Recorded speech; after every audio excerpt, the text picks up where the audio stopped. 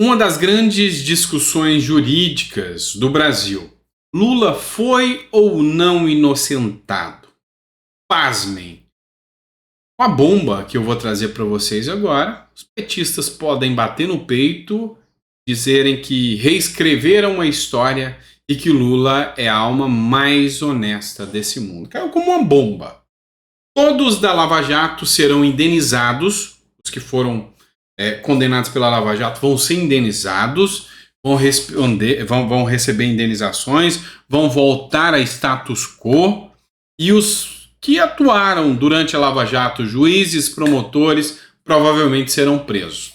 Posso parecer um pouco exagerado? Talvez, mas talvez não. E é isso que a gente vai falar agora com vocês com essa matéria da CNN que eu coloquei aqui na tela. Se você puder, curte, compartilha, se inscreve, isso é muito importante. Acabou de sair, pessoal. O ministro Dias Toffoli diz que a prisão do Lula foi armação e anulou as provas do acordo de leniência da Odebrecht. Todas as provas serão anuladas. O ministro do STF manda, inclusive, órgãos investigarem agentes públicos envolvidos com a celebração do acordo e abre margem para a revisão do documento.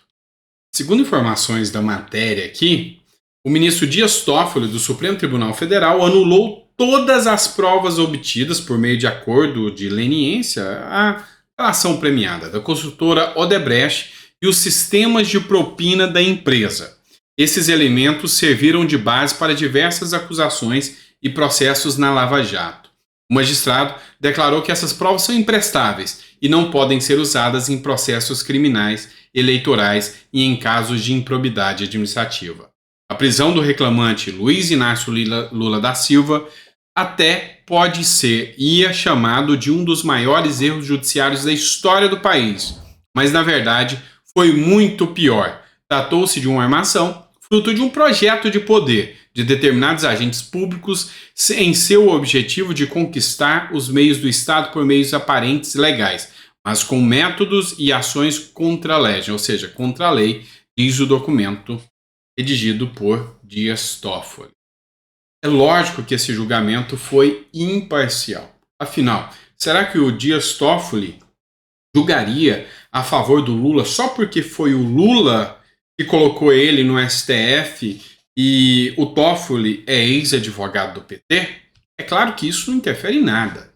Nada a ver, né? Só porque ele é ex-advogado do PT, é de esquerda e foi indicado por Lula, ele poderia julgar essa causa, dando aqui anulação de todos os processos contra Lula, todas as provas de leniência contra Lula, e ainda dizendo que é um dos maiores erros judiciários do Brasil, e ainda mandando perseguir os juízes. Eu te pergunto, depois da Lava Jato, qual juiz terá coragem de mandar prender algum político corrupto? Vai acontecer isso alguma vez na vida? Não vai. Vem cá, deixa eu pensar com você. Se você fosse juiz e caísse na sua mão um processo, sei lá, salvo contra o Bolsonaro. Se cair contra o Bolsonaro, você pode julgar à vontade. Ou melhor, você deve julgar, porque se você absolver, você vai ser investigado pelo CNJ. Mas se cai, por exemplo, um processo do Aécio Neves, do Renan Calheiros, do Lira, você tem coragem de dar uma sentença condenando, mandando prender? Você vai ver o resultado final dessa história. Deltan Dallagnol foi cassado. Ainda está solto. Vai ser preso. Moro vai ser preso, vai perder o mandato. Espera que isso é questão de tempo. Os que eram, inclusive, da PGR à época, vão responder ainda. Ou seja, Lula disse que só estaria tranquilo depois que se vingasse de todos aqueles que colocaram ele na cadeia. Certo? O sistema está do lado dele. Isso aí a gente consegue perceber. É fácil de perceber. Caiu uma bomba aí, né? Matéria do Metrópolis. Vamos falar agora de CPMI. Perto do fim, CPMI de 8 de janeiro ainda deve ouvir Cid e mais 5. É isso mesmo, tá? Vamos entender o seguinte. Vergonha. qual que essa CPMI foi. Se você ainda tem esperança de que a regra do jogo vai mudar, eu sinto muito em ser o mercador do desânimo aqui. A CPMI entregue para o governo, na mão dele. Eu vou te dizer que não tenha nada possa ser feito contra o atual sistema.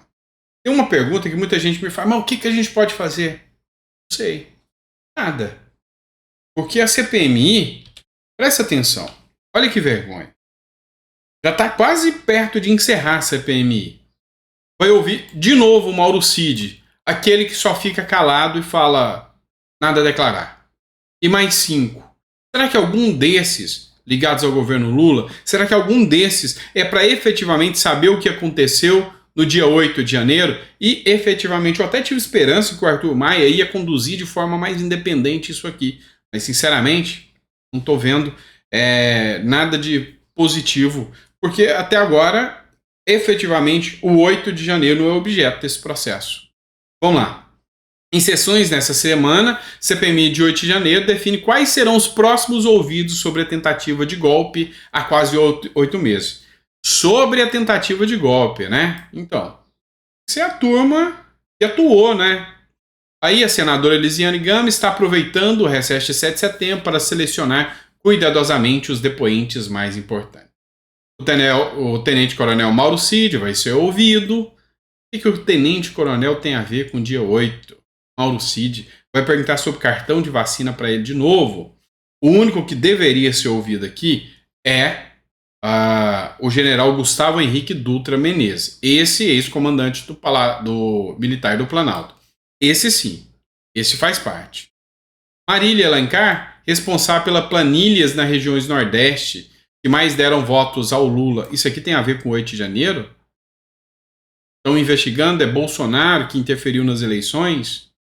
Augusto Heleno e a deputada Carla Zambelli. Augusto Heleno tinha algum cargo em 8 de janeiro? Estava atuando? Então, pessoal, essa CPMI acabou em pizza. Que até agora, de quem vai se ouvir, Mauro Cid não diz lé com cré, não resolve. Carla Zambelli vai falar de hacker, vai falar de outras coisas. Não tem nada a ver. Quem sabe, pelo menos a oitiva do Dutra deu um resultado aqui, mas no final das contas, a coisa é bem complicada mesmo, tá? Viu? Tá cada vez mais difícil acreditar que vai ter um desenrola aí acerca do que aconteceu no dia 8 de janeiro. Mas não para por aí, não. Vamos dar uma continuidade aqui? Vamos lá. Olha isso. Já que a gente falou que inverteu tudo, você vai ver mais gente que vai preso rapidinho. Carla Zambelli. COAF vê suspeita de lavagem de dinheiro em movimentações de Zambelli. O COAF, Controle de Atividades Financeiras, está na mão de um ministro do Lula, o Haddad. Apontou suspeita de lavagem de dinheiro e movimentação da Carla Zambelli. Se realmente fez, que pague. Não sou eu que vou passar a mão na cabeça da Zambelli. Mas por que só a Zambelli? Será que é só a Zambelli? Será que só quem foi contra Lula comete crimes que devem ser investigados pelo COAF, pela Polícia Federal, pelo STF e pelos outros? Esse é o sistema atual.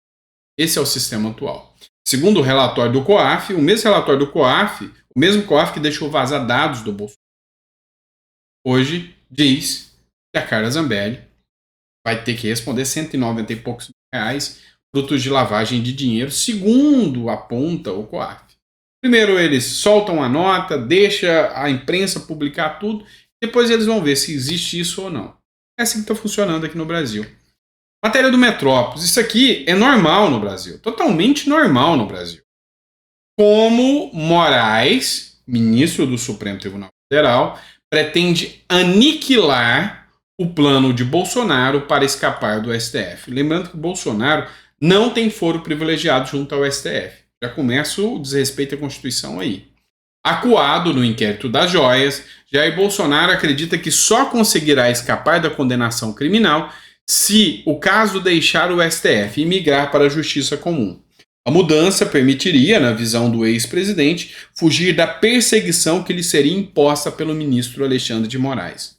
No campo jurídico, a medida conta com o apoio do Procurador-Geral da República. A alegação é que, ao deixar a presidência, Bolsonaro perdeu a prerrogativa de foro e, portanto, deve ser julgado pela primeira instância. Isso não é alegação, não. Isso é a lei. Isso é a lei, meu amigo. Isso é a lei. Isso é a regra. Isso é o que acontece na regra. Só tem foro privilegiado quem tem cargo. E o que eu acho absurdo. Totalmente contrário ao tal do foro privilegiado. STF é uma corte constitucional. Só tem que julgar a constitucionalidade de casos amplos, nunca de pessoas. Tá tudo errado no Brasil. Tá tudo errado. Tudo errado mesmo. E olha só, foi com base na posição da PGR que ele e Michele optaram pelo silêncio em depoimento à Polícia Federal. Ocorre que esse cenário perfeito para Bolsonaro, ao menos por hora, está bem mais para sonho do que para realidade. Moraes, ele que define, já definiu como reagirá quando o foro de competência for debatido pelos 11 ministros da corte. E é aí que reside uma péssima notícia para o ex-presidente.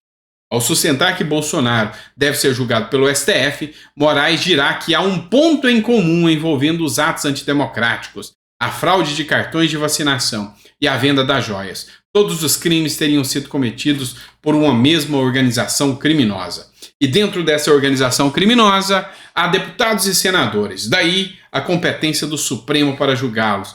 Todos, inclusive os não detentores de foro privilegiado. Que bonito isso, né? Bonito. Uma matéria de jornal já dá a antecipação da decisão do ministro do Supremo Tribunal Federal. E aí, vocês vêm me dizer que o sistema não está entrelaçado? Hoje eu trouxe uma matéria para vocês em que o ministro Alexandre de Moraes fez um acordo com o Pacheco para definir quem vai ser o próximo PGR, membros do STJ. Um acordo político. Pode ministros do Supremo ou membros do Judiciário fazerem acordos políticos? Definir quem vai ser o próximo PGR? Então, assim, hoje o ministro Barroso já falou que não existe uma corte constitucional técnica, existe uma corte política. Hoje, não sei se você já entendeu, mas o Brasil já está equiparado à Venezuela. Pronto, acabou. E não que eu seja defensor do Bolsonaro. Eu sou defensor da lei, eu sou defensor da regra, eu sou defensor da imparcialidade, eu sou defensor daquilo que é certo e daquilo que eu estudei na faculdade de Direito. Senão eu vou jogar 5 anos da faculdade de Direito fora, porque tudo aquilo que eu estudei não se aplica na regra. E aí, meu amigo, fazer o quê, né? Fora de cogitação. Isso é absurdo, tá? Vou até encerrar o vídeo porque é complicado, é bem complicado manter a fé no Brasil com tudo isso que você vê, tá? Enfim, só que uma hora o jogo vira. Uma hora o jogo vira e muita gente aí que hoje está aplaudindo isso, mais cedo ou mais tarde, vai sentir na pele o resultado de tudo isso, certo? Grande abraço, fica com Deus e até o próximo editorial.